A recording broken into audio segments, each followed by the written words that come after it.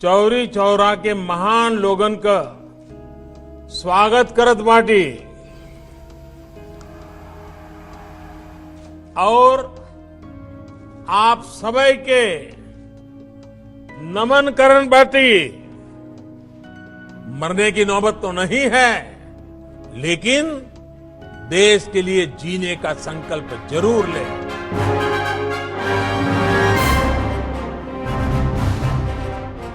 देश की आजादी में अहम भूमिका निभाने के साथ ही अंग्रेजों को चुनौती देने वाले गोरखपुर के चौरी चौरा कांड का आज शताब्दी वर्ष है। गोरखपुर में इसके शताब्दी महोत्सव का आगाज हो चुका है। प्रधानमंत्री नरेंद्र मोदी ने इस दौरान देश की आजादी के खातिर अपना जीवन बलिदान करने वाले बलिदानियों को नमन किया। इससे पहले सीएम योगी आदित्यनाथ ने चौरी चौरा कांड पर प्रकाश डाला। हम सब जानते हैं कि 4 फरवरी 1922 को गोरखपुर के इस चौरी चौरा नामक स्थान पर ब्रिटिश हुकूमत के खिलाफ भारत की स्वाधीनता को एक नई दिशा देने के लिए चौरी चौरा की घटना इसी स्थल पर हुई थी।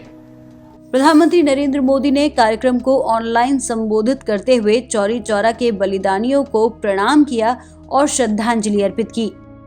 चौरी चौरा की पवित्र भूमि पर देश के लिए बलिदान होने वाले, देश के स्वातंत्र संग्राम को एक नई दिशा देने वाले वीर शहीदों के चरणों में मैं प्रणाम करता हूं, आदरपूर्वक श्रद्धांजलि देता हूं। चौरी चौरा के ऐतिहासिक घटना के शताब्दी समारोह के दौरान पीएम नरेंद्र मोदी ने कहा कि भारत ने कोरोना काल में 150 से अधिक देशों के नागरिकों को दवाइयां भेजी, मदद पहुंचाई, हजारों नागरिकों को सुरक्षित उनके देश भेजा। दुनिया के बड़े बड़े देशों से भी तेज गति से यहाँ टीकाकरण चल रहा है। इस कोरोना काल में जब भारत ने 150 से ज्यादा देशों के नागरिकों की मदद के लिए जरूरी दवाइयां भेजी, आज भारत ने दुनिया के अलग अलग देशों से अपने 50 लाख से अधिक नागरिकों को स्वदेश लाने का काम किया।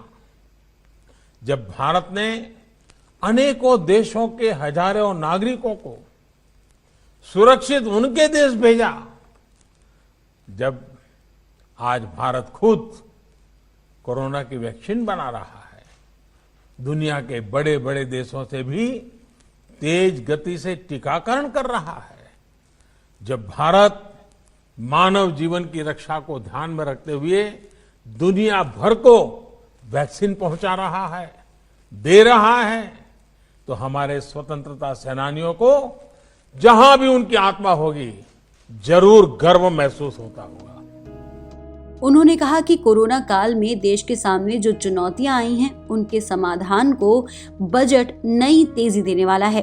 पहले कई दिग्गज कह रहे थे कि इतने संकट के बाद कर लगाना पड़ेगा, लेकिन देशवासियों पर कोई बोझ नहीं बढ़ाया गया। सरकार ने ज्यादा से ज्यादा खर्च खुद उठाने का फैसला लिया। कोरोना काल में देश के सामने जो चुनौतियां आई, उनके समाधान को ये बजट नई तेजी देने वाला है। साथियों, बजट के पहले कई दिग्गज ये कह रहे थे कि देश ने इतने बड़े संकट का सामना किया है, इसलिए सरकार को टैक्स बढ़ाना ही पड़ेगा, देश के आम नागरिक पर बोझ डालना ही होगा, नए नए कर लगाने ही पड़ेंगे। लेकिन इस बजट में देशवासियों पर कोई बोझ नहीं बढ़ाया गया, बल्कि देश को तेजी से आगे बढ़ाने के लिए सरकार ने ज्यादा से ज्यादा खर्च करने का फैसला लिया है। प्रधानमंत्री नरेंद्र मोदी ने कहा कि गांवों को बाजार व मंडी से जोड़ने के लिए रेल की पटरी बिछाने, शिक्षा, रेल बस चलाने, स्वास्थ्य के लिए खर्चा किया जाएगा। इन कार्यों के लिए काम करने वालों की जरूरत होगी और निर्माण के लिए लोगों की जरूरत होगी, जिससे रोजगार मिलेगा। देश में चौड़ी सड़कें बनाने के लिए होगा।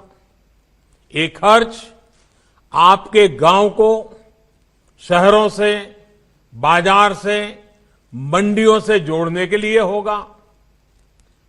इस खर्च में पुल बनेंगे, रेल की पटरियां बिछेंगी, नई रेल चलेगी, नई बसें भी चलाई जाएगी। शिक्षा, पढ़ाई लिखाई की व्यवस्था अच्छी हो, हमारे युवाओं को ज्यादा अच्छे अवसर मिले, उसके लिए भी बजट में अनेक फैसले लिए गए हैं। और साथियों, इन सब कामों के लिए काम करने वालों की भी तो जरूरत पड़ेगी। जब सरकार निर्माण पर ज्यादा खर्च करेगी तो देश के लाखों नौजवानों को रोजगार भी मिलेगा। प्रधानमंत्री नरेंद्र मोदी ने एक बार फिर से कृषि कानूनों का समर्थन किया और बताया कि किस तरह से किसानों को कृषि कानूनों से फायदा होगा। साथियों, हमारे देश की प्रगति का सबसे बड़ा आधार हमारा किसान भी रहा है।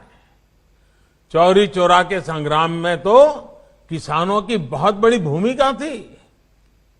हमारा किसान अगर और सशक्त होगा तो कृषि क्षेत्र में ये प्रगति और तेज होगी। इसके लिए इस बजट में कई कदम उठाए गए हैं। मंडियों किसानों के फायदों का बाजार बने, इसके लिए 1000 और मंडियों को इनाम से जोड़ा जाएगा। यानी मंडी में जब किसान अपनी फसल बेचने जाएगा तो उसे और आसानी हो जाएगी। वो अपनी फसल कहीं भी बेच सकेगा। इसके साथ ही ग्रामीण क्षेत्र के लिए इंफ्रास्ट्रक्चर फंड को बढ़ाकर 40,000 करोड़ रुपए कर दिया गया है। इसका भी सीधा लाभ किसान को होगा। ये सब फैसले हमारे किसान को आत्मनिर्भर बनाएंगे, कृषि को लाभ का व्यापार बनाएंगे। यहां यूपी में जो केंद्र सरकार ने जो प्रधानमंत्री स्वामित्व योजना की शुरुआत की है, वो भी देश के गांवों के विकास में अहम भूमिका निभाने वाली है। गौरतलब है कि चौरी चौरा कांड का आज शताब्दी समारोह बनाया गया। ये पूरे 1 साल चलेगा और इसका समापन फरवरी 2022 को होगा।